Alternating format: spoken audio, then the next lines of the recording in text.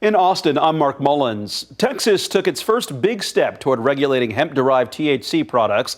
The Texas Alcoholic Beverage Commission approved emergency rules to ban sales to people under the age of 21. Adam Bennett shows us how this impacts businesses with TABC licenses. If you want to buy a beer in a store like this one, you have to be 21 and prove it. Now, same goes for THC after a vote Tuesday by the Texas Alcoholic Beverage Commission. Our votes have been recorded and the motion is approved. Commissioners adopted the change after hearing from the public. Some were thankful for the new age limit. It's been something that we've wanted for a very long time and have struggled to get. Others wanted tougher rules. To prohibit anyone under the age of 25 from entering stores that sell THC products. Violators will lose their license. These emergency rules will stay in place for up to 180 days. TABC is going to begin the standard rulemaking process to get these rules formally adopted outside of the emergency rule arenas. That'll include more public feedback. We really like to help them balance the public health aspects with the business aspects. For a plan that started in the Capitol. It's very nice to see a sustainable path forward as opposed to having to fight for our lives every 2 years as an industry. Now crafted in the community. And that was Adam Bennett reporting. The new rules are effective immediately. The TABC won't enforce them until October 1st. Another agency, the Department of State Health Services, regulates the roughly 8,000 businesses that sell consumable hemp products. Their spokesperson says they've started the rulemaking process and expect to have that public meeting in the next few weeks. On Tuesday, Texas State Senator Charles Perry sent a letter to two state agencies calling on them to close loopholes in the state's hemp laws. He wants the state departments of Agriculture and Health Services to update their hemp laws in order to match federal regulations. Senator Perry says federal law requires testing hemp for total THC, but Texas law is unclear and some stores are selling marijuana disguised as legal hemp. He says Texas has a duty to make hemp products only contain what's legally defined as hemp. The truck driver accused of triggering a pileup on I-35 this past March has now been formally indicted. That 17-car pileup killed 5 people and injured nearly a dozen. This week, a Travis County grand jury indicted 37-year-old Solomon Weldekil Araya on 22 charges. That includes 5 counts of manslaughter, 2 counts of aggravated assault causing serious bodily injury, and 15 counts of aggravated assault with a deadly weapon. The indictment lists the vehicle as the deadly weapon. Investigators said Weldekil Araya was driving an 18-wheeler and failed to brake before slamming into stopped traffic. 5 people, including 2 children, died in that crash. Authorities previously accused the suspect of intoxication manslaughter and intoxication assault, but blood test results showed he had no drugs or alcohol in his system the night of the crash. In a statement, Weldekil Araya's attorney wrote that investigators wasted taxpayer money on those tests only to come up empty. He called the indictment a, quote, desperate attempt to criminalize a tragic incident, end quote. This week is National Child Passenger Safety Week. TxDOT and Dell Children's Medical Center are partnering to educate parents and guardians about car seat safety resources.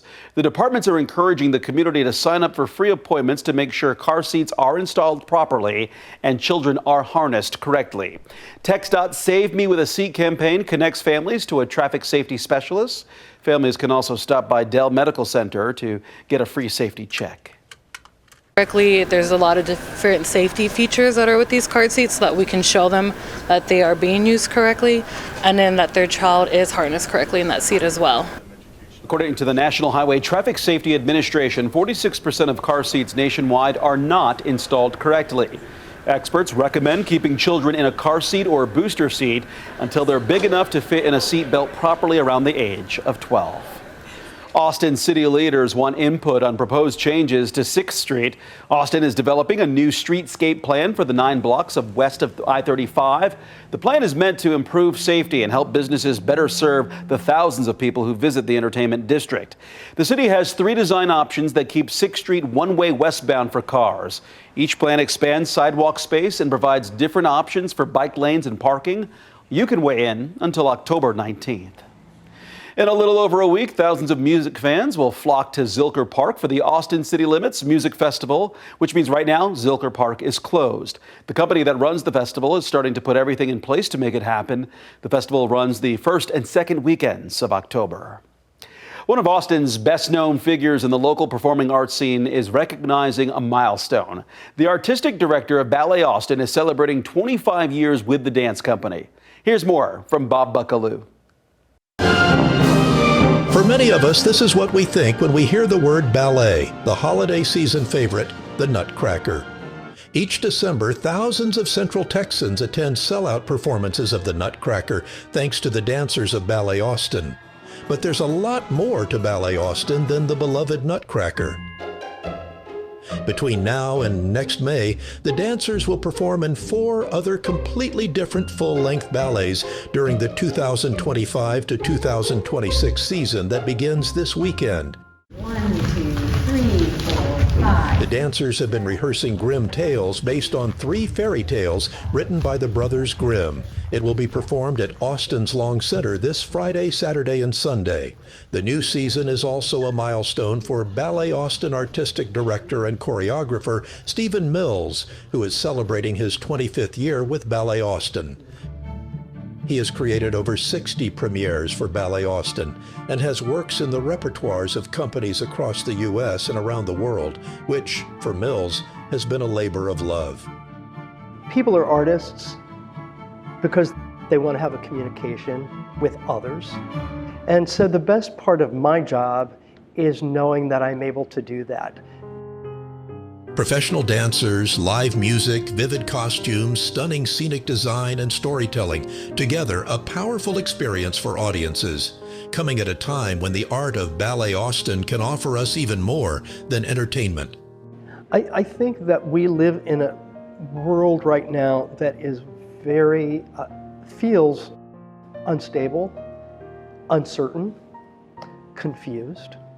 We all have to work hard to make it all right, but we also need those things that sort of soothe us and calm us and help us find hope as we move forward.